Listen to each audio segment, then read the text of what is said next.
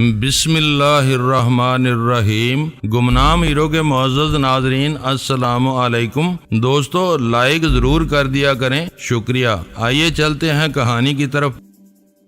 میرا خیال ہے وہ تمہارا کوئی چاہنے والا ہوگا یا کوئی ایسا آدمی ہوگا جو تمہارے ساتھ شادی کرنا چاہتا ہوگا اور تم نے اسے دھتکار دیا ہوگا۔ تم ہی جانتی ہوگی وہ کون ہے۔ مجھے میرے استاد نے بتایا تھا کہ یہ لڑکی مسلمان ہو کر ایک مسلمان پولیس انسپیکٹر کے ساتھ شادی کر رہی ہے۔ مجھے انسپیکٹر کا کوارٹر دن کے وقت دکھایا گیا تھا۔ اس آدمی کے مخبر بڑے ہوشیار معلوم ہوتے ہیں جنہوں نے یہاں نظر رکھی کہ تم آج رات اس کوارٹر میں آؤ گی۔ وہ گہری سوچ میں کھو گئی۔ میں نے یہ تیر یہ سوچ کر چھوڑا تھا، اتنی خوبصورت، اتنی جوان اور اتنی تیز ترار لڑکی کے اور بھی امیدوار ہوں گے۔ میرا تیر نشانے پر لگا۔ ہاں، اس نے کہا، وہی ہوگا۔ مجرموں کو دینے کے لیے اتنا پیسہ اسی کے پاس ہے، وہ اسی کماش کا آدمی ہے۔ میں نے اسے کہا تھا کہ میں تمہارے منہ پر تھوکتی ہوں۔ اس نے کہا تھا کہ ایک روز تم خود میرے پاس پہنچ جاؤ گی۔ وہ رک گئی اور اس نے میرا بازو پکڑ لیا، کہنے لگی، اب میرا خیال ہے کہ یوں ہوگا کہ تم مجھے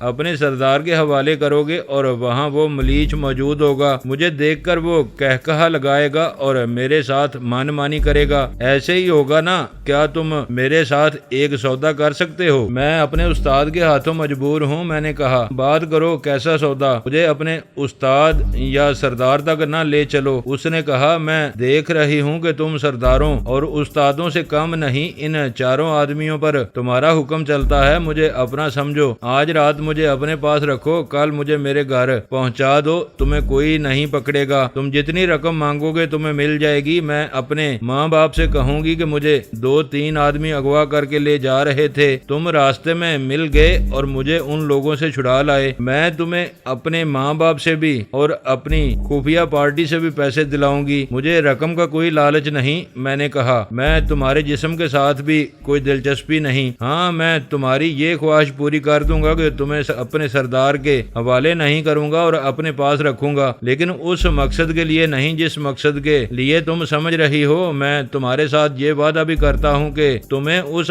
آدمی تک نہیں پہنچنے دوں گا جس نے تمہیں اغوا کرایا ہے۔ وہ بڑی چلاک اور ہوشیار لڑکی تھی، اس میں عقل اتنی زیادہ تھی کہ میں جو وعدے اس کے ساتھ کر رہا تھا ان پر اسے شک ہونے لگا۔ اسے شک ہونا ہی چاہیے تھا۔ بھلا یہ کیسے ہو سکتا تھا کہ ایک جوان قوی ہیکل اور جرائم پیشہ آدمی شوبہ جیسی خوبصورت لڑکی اور اس کی رقم کو ٹکرا دے؟ پھر تم کیا معاوضہ لوگے؟ اس نے پوچھا۔ میں مان نہیں سکتی کہ تم کچھ لیے بغیر مجھے آزاد کر دو گے، یا مجھے یہ بتا دو کہ تم مجھ پر اتنے مہربان کیوں ہوئے جا رہے ہو۔ ایک تو میں تمہاری ان باتوں سے متاثر ہوا ہوں جو تم نے دیش کی آزادی کے متعلق کی تھی، میں نے جھوٹ بولا۔ پھر میں تمہاری اس بہادری سے متاثر ہوا ہوں کہ تم دریا میں 2 آدمیوں کے ہاتھ نہ آئیں بلکہ ان دونوں کو دریا سے بگا دیا۔ میں صحیح معنوں میں مرد ہوں اور ہر اس انسان کی قدر کرتا ہوں جو مردوں جیسی بہادری دکھاتا ہو۔ وہ جگہ قریب آ رہی ہے جہاں ہمیں جانا ہے، وہاں جا کر میں تم سے کچھ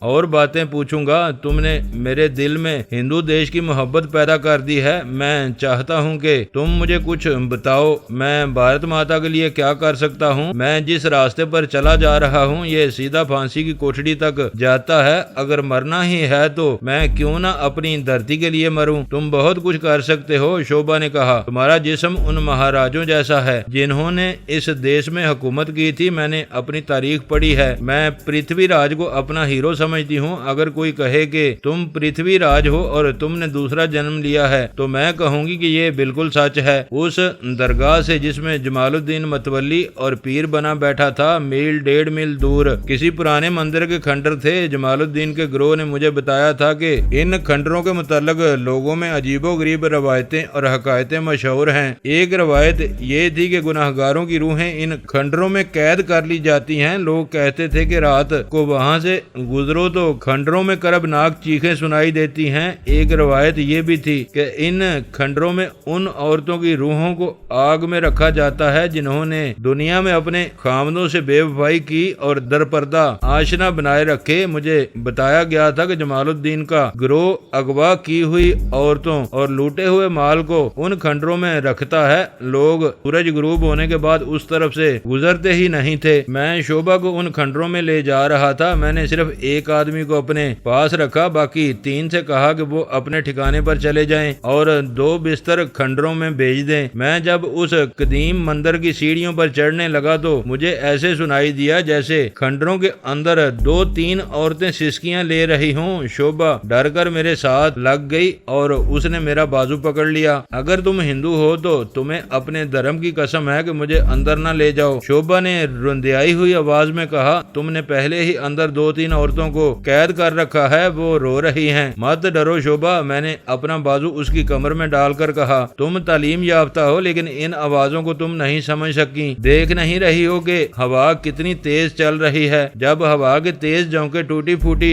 دیواروں اور گری ہوئی چھتوں کے سوراخوں میں سے گزرتے ہیں تو یہ آوازیں پیدا ہوتی ہیں جو تم سن رہی ہو۔ ایسی آوازیں آئی جیسے کوئی عورت ذرا اونچی آواز میں رو رہی ہو۔ شعبہ میرے ساتھ لپٹ گئی۔ یہ آواز ہوا کی نہیں ہو سکتی، شعبہ نے کہا۔ مجھ جیسی کوئی عورت اندر بیٹھی رو رہی ہے، میرے ساتھ اندر چلو، میں نے کہا۔ میں تمہیں اس کھنڈر میں گھما لاتا ہوں، کوئی عورت نظر آئے تو مجھے بھی بتانا۔ جب تک میں تمہارے ساتھ ہوں تمہیں ڈرنا نہیں چاہیے، یہاں میرے سوا اور کوئی نہیں آئے گا۔ میں نے اسے باہر سیڑھیوں پر ہی بٹھا دیا۔ چاندنی پہلے سے زیادہ صاف ہو گئی تھی۔ اس ڈراؤنے کھنڈر پر بکھری ہوئی یہ چاندنی مجھے بڑی اچھی لگ رہی تھی۔ کچھ دیر تک میں بھی چپ رہا، وہ بھی چپ رہی۔ بھگوان کے لیے اس نے میرا بازو اپنے دونوں ہاتھوں میں پکڑ کر کہا، مجھے انتظار کی اذیت سے بچاؤ، میرے ساتھ جو بھی سلوک کرنا ہے فوراً کرو، میں تمہارے ہر سلوک کے لیے تیار ہوں۔ تم نے مجھ پر ابھی تک اعتبار نہیں کیا۔ میں نے کہا، میں نے اپنا یہ وعدہ پورا کر دیا ہے کہ میں تمہیں اپنے استاد کے پاس نہیں لے گیا، میں تمہارے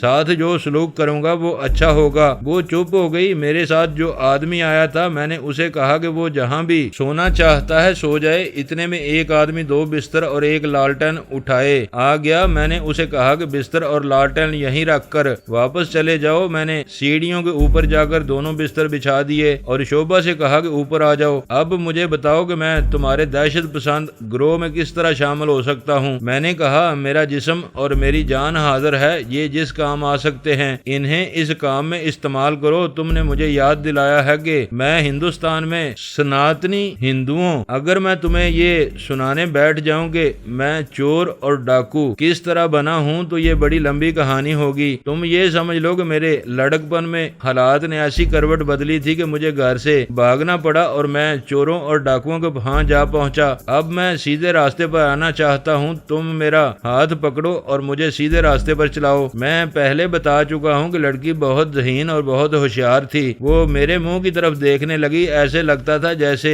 اس کشمکش میں مبتلا ہو کہ وہ مجھ پر اعتماد کرے یا نہ کرے۔ اس وقت میرا منہ چاندنی کی طرف تھا۔ میں نے آنکھیں اس کی آنکھوں میں ڈال دیں اور کچھ دیر اس کی شفاف آنکھوں میں ہی دیکھتا رہا۔ رانی نے ٹھیک کہا تھا کہ میری ذات میں کوئی ایسی قوت ہے جو دوسرے پر اثر انداز ہوتی ہے۔ شعبہ، میں نے اس کی آنکھوں میں سے آنکھیں ہٹائے بغیر ذرا بلند سرگوشی کی، مجھ پر اعتبار کرو، مجھے تم پر اعتبار ہے، وہ بولی جیسے اس نے سسکی بھری ہو۔ اس کا ایک ہاتھ سرکتا ہوا میرے زانوں پر آ کر ٹھہر گیا۔ اس نے دھیمی سی آواز میں کہا، اگر تم نے اپنا وعدہ پورا کر دیا ہے تو میں اپنا وعدہ پورا کروں گی۔ نہیں شعبہ، میں نے کہا، اس آدمی کو میں مرد نہیں کہتا جو عورت کو مجبور کر کے اس سے اپنے وعدے پورے کرائے۔ مجھے میرے سوال کا جواب دو، تم نے میرے سینے میں جو جذبہ بیدار کیا ہے اسے مارنے کی کوشش نہ کرو۔ شعبہ کی آنکھوں میں مجھے منصور اور ارونا نظر آ رہے تھے۔ میں راتوں کو چلنے والا راہی تھا جو تاریکی میں بھٹک گیا تھا اور میں شیطان کی دنیا میں جا نکلا تھا۔ میں خود کو بھول گیا تھا، لیکن اس رات میرے سینے سے آواز اٹھی کہ خدا ہے اور خدا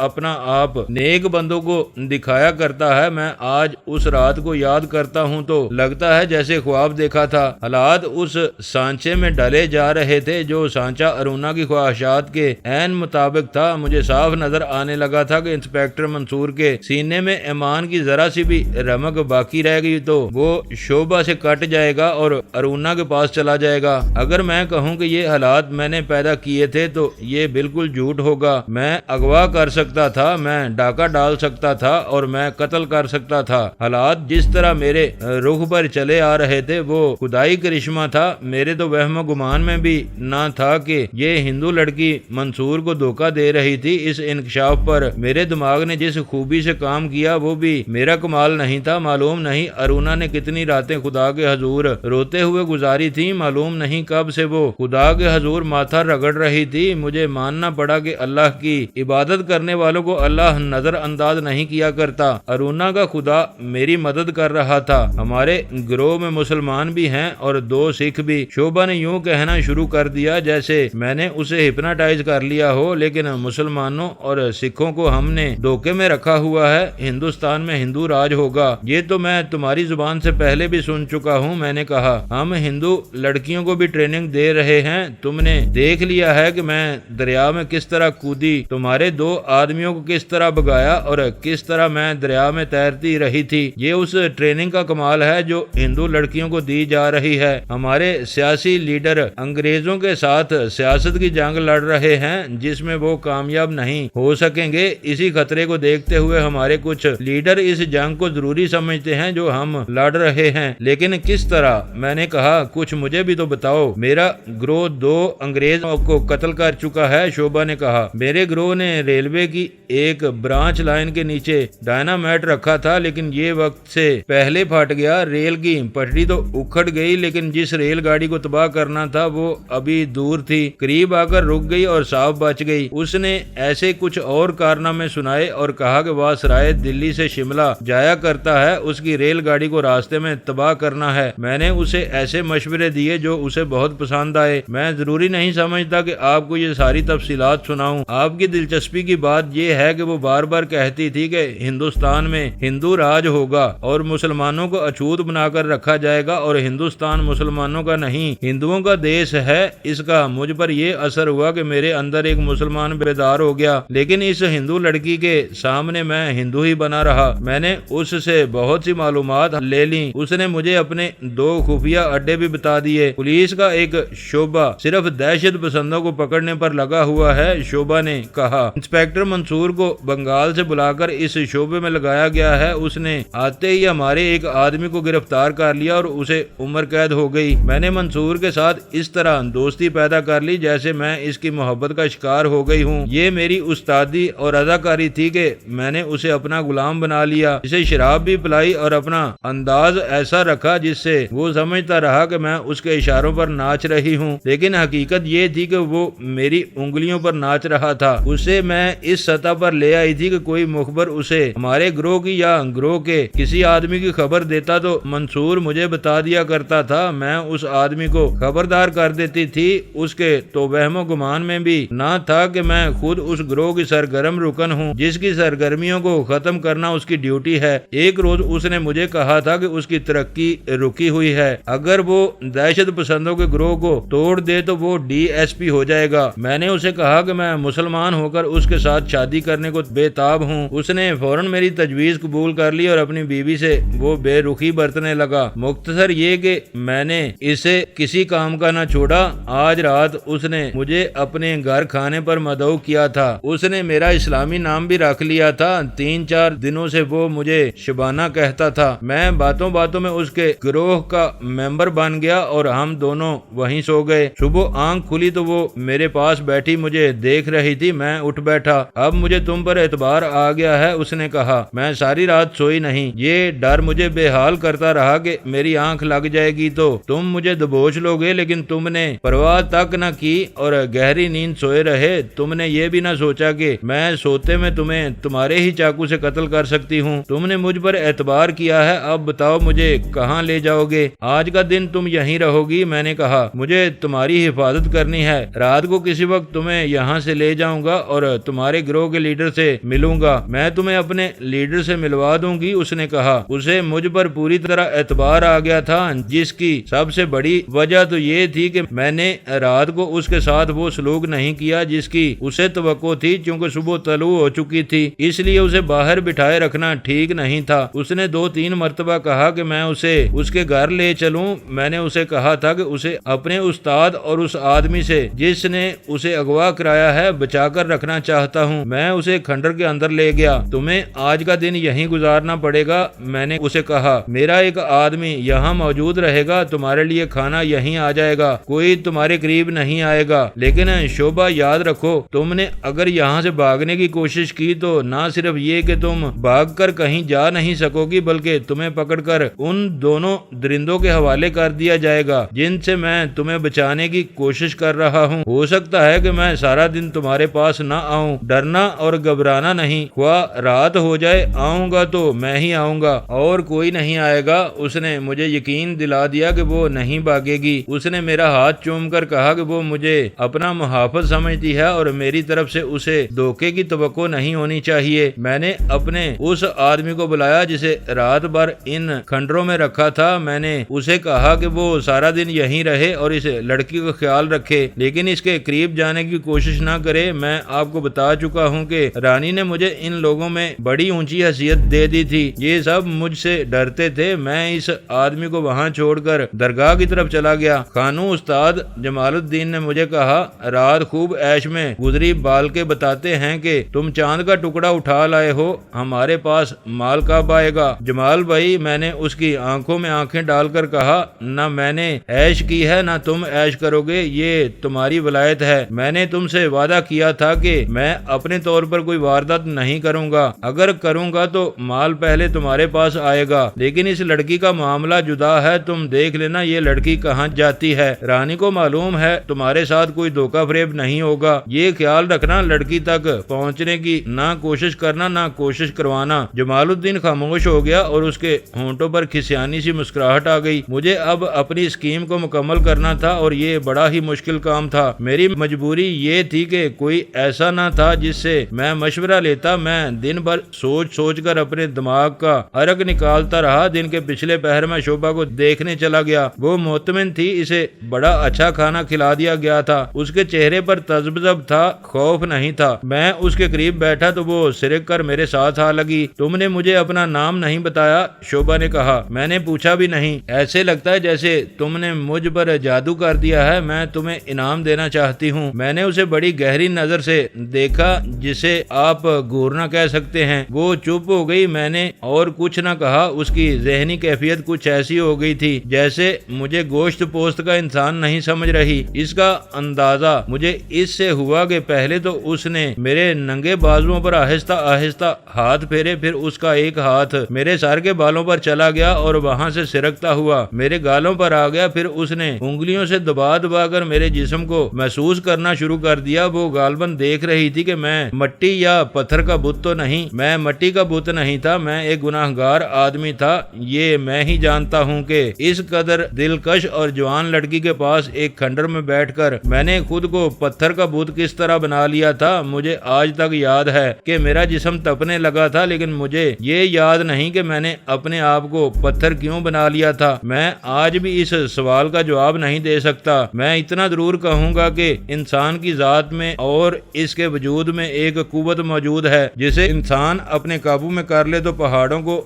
ریزہ ریزہ کر سکتا ہے، سیلابوں کے منہ موڑ سکتا ہے۔ شوبھا نے جب اپنا ایک بازو میرے گلے میں ڈال دیا تو میں اٹھ کھڑا ہوا۔ میں جا رہا ہوں۔ تم نے یہ تو بتایا ہی نہیں کہ جس نے مجھے اغوا کیا یا کرایا ہے اس کے ساتھ تمہاری بات ہوئی یا نہیں؟ شوبھا نے کہا۔ ہوئی ہے، میں نے کہا۔ وہ میرے استاد کے پاس بیٹھا تھا۔ دونوں نے مجھ سے پوچھا کہ لڑکی کہاں ہے؟ میں نے انہیں کہا کہ لڑکی میرے پاس ہے اور میں ایک رات اپنے پاس رکھ کر یہاں لاؤں گا۔ دونوں ہنس پڑے۔ وہ سمجھے بیٹھے ہیں کہ میں تمہارے جسم سے اپنا انعام وصول کر رہا ہوں، اسے اتنا خراب کرو کہ ساری عمر نہ بھولے۔ تمہیں اغوا کرانے والے نے کہا میں کل دن کو کسی وقت آؤں گا، میرا استاد تمہارے پاس آنے کو کہہ رہا تھا۔ میں نے آنکھیں دکھائیں تو وہ چپ ہو گیا۔ میں نے اسے کہا کہ میرے ساتھ کسی نے اونچی بات کی تو لڑکی کو تھانے لے جا کر تم سب کو گرفتار کرا دوں گا۔ شوبھا میرے اس جھوٹ کو سچ سمجھ کر بہت خوش ہوئی۔ میں نے اسے کہا کہ میں اب جا رہا ہوں اور رات کو آؤں گا۔ میں نے اسے اچھی طرح اطمینان دلا دیا کہ میں آدھی رات کے بعد تک بھی نہ آؤں تو وہ فکر نہ کرے۔ شام کے بعد میں فقیروں کے بیس میں، جس کے اندر ایک ریوالور اور ایک خنجر چھپا ہوا تھا، دلی کی طرف پیدل چل پڑا۔ میرا دماغ میرے قدموں سے زیادہ تیز چل رہا تھا۔ کبھی ایسے لگتا جیسے میرا دماغ پیچھے رہ گیا ہے اور میں آگے نکل گیا ہوں۔ میں چلتے چلتے رک جاتا، لمبے لمبے سانس لیتا تو مجھے محسوس ہوتا کہ میرا دماغ میرے ساتھ آن ملا ہے۔ میں ایسی مہم پر جا رہا تھا جس کے متعلق مجھے ذرا سا بھی یقین نہیں تھا کہ میں سر کر لوں گا۔ میں نے سوچا تو بہت کچھ تھا، لیکن میں جانتا تھا کہ حالات بعض اوقات ایسا رخ بدل لیتے ہیں کہ بڑے بڑے دانش مندوں کی سوچیں